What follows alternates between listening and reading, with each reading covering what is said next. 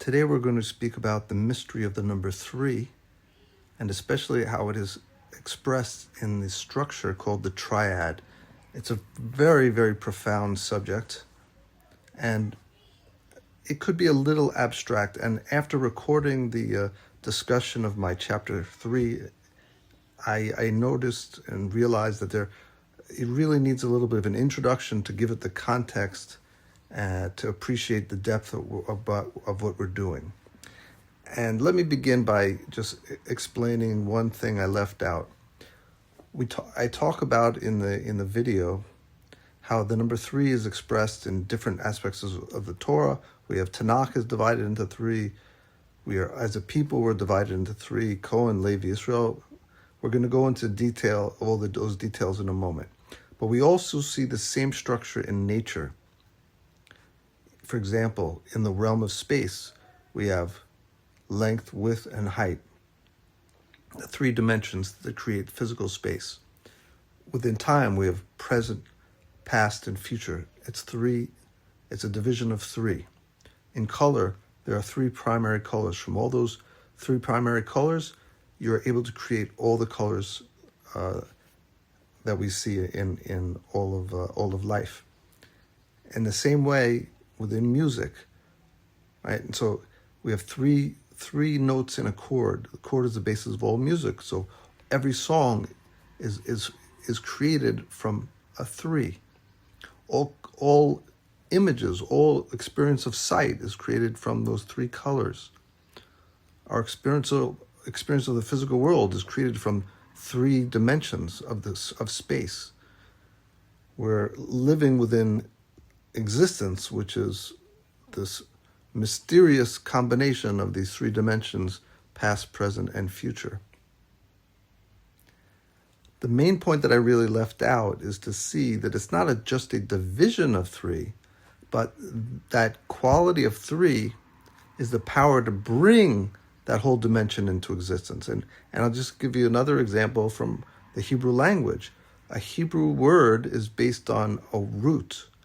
The root is generally formed of 3 letters.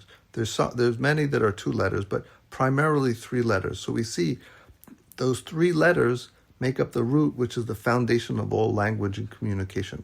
So the number 3 has this profound power and significance that is the foundation to bring all of our experience into existence, all of creation into existence. It comes through the number 3. And in the ancient world, 3 was considered the first number. Why? Because the number 1 and the number 2 were considered more like abstractions. The 1 is like the principle of odd numbers. The number 2 is the principle of even numbers. They're considered like the abstract form of odd and even numbers. But 3 is the beginning of number in the ancient system and science of arithmetic. So this is something, in order to really appreciate the depth of what we're talking about, the power of 3 is so profound. So now, how does this apply into the general discussion? The general discussion, what we're aiming to do is to understand the Shemona Esrei, our prayer. And the prayer, as we've been discussing, is organized according to triads, 3s. And what I explain in the discussion in more detail is that we see the general division of all existence, according to the ancient way of looking at this, of life, in a division of 3. From above, we have the heavenly, the angelic realm, which is the expression of the divine, the messengers of the divine energy into the world. We have the realm of the heavenly bodies, which further carries that spiritual power into the physical world. They're kind of channels of that spiritual power into the physical world. And then the world, it was called the world of change. The physical world, the earthly world, is the dimension of change, where change occurs.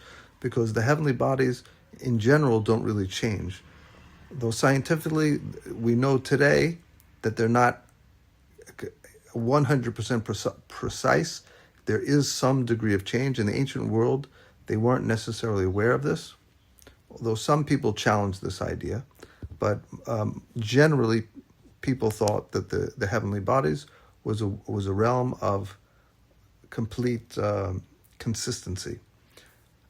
But certainly the heavenly realm, the realm of the divine, is a realm where things do not change. In other words, God does not change his mind. And there's the nature of the heavenly realm, its quality is eternity, the eternal, in striking contrast to our earthly world. So this is the general structure of existence. So it's in threes. Now, when we see that concept, and here that's the title picture of this discussion. We can see on the left side, and the angelic, the heavenly, and the earthly.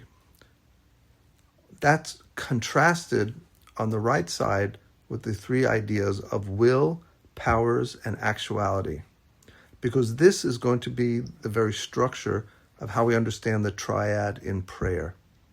And it's also the very structure of how God brings things into existence. He has his will, and his will is the heavenly aspect. Then that will begins to come into the world through powers. Powers are the potential to bring that will into actuality. That's the middle term. And those powers function in the physical world to actualize the will of God. So that's the third stage. So it's the top down, moving from will through the medium of power into the purpose, which is the physical actualization of the will of Hashem. Now, in the same way, when we're praying, we're seeking to bring God's will into the world. What is a prayer? A prayer is our desire to bring God's will into the world, right? And if we have a specific personal prayer, we're trying to, in a sense, convince God that our will is something that he should also will, right? We want our will, Pirkei Avot says, make Hashem's will your will. In other words, you bring God's will into actuality. And therefore, when you have a personal desire, he will accept that prayer and bring your will into actuality. So in the Shemona Esrei, we're entering into the expression of God's will, the structures that he has and purposes he has, and we're kind of placing within that structure our needs and our personal desires. But in order to do that, we also have to understand his will and his desires for Am Yisrael as a whole. And we want to align our personal desires with the general will for the people and the purpose as a whole for Am Yisrael. And that is the central column in the picture. So the first triad, we're going to be discussing the first triad, which is Avot, Avraham, Yitzchak, and Yaakov. Those are three aspects, and we'll see that they express the general conception of will, powers, and actualization. So this is the general structure. So we see it works both ways. We're standing on earth looking to Hashem. We want him to bring his will to bring our desires into reality, right? But we're down below. But we have to utilize this structure, this triadic structure, in order to align with the way creation happens. And so when we understand how creation happens through this triadic structure, we can now understand how prayer ideally works, right? We're upgrading our prayer to fit the very structure of reality. And we'll see that this is also why the neshama is divided into three, because it corresponds to the very nature of creation, the very nature of how creation is structured. And then in the same way, Am Yisrael is divided into threes in so many levels and so many aspects, because we're mirroring the very structure of heaven. Okay, this is an introduction to chapter 3, and it'll put everything into perspective as we go into more detail into these ideas.